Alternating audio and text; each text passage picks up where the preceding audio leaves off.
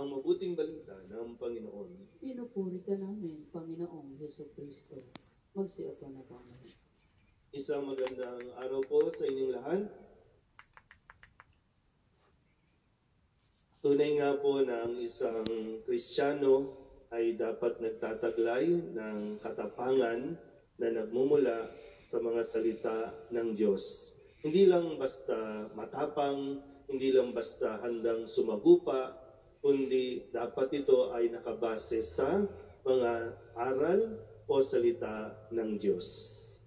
Tunay na Kristiyano ang ipinamalas at nais na ituro sa atin ni Kristo sa ating pong Ebanghelyo.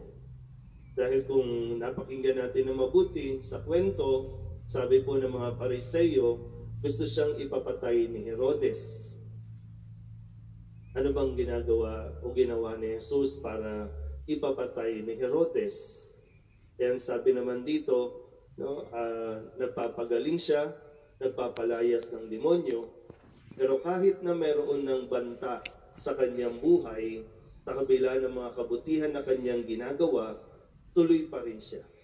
Hindi nagpapatinag at hindi magpapapigil dahil lamang sa mga pananakot, dahil lamang sa pagbabanta.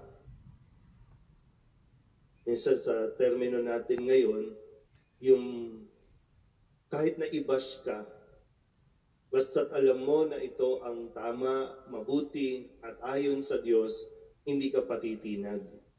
Yung bang hindi magbabalat sibuyas.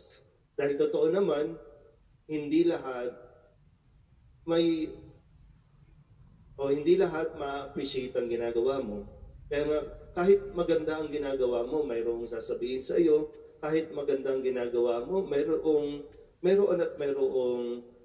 tututol o aayaw sa anumang kadahilanan.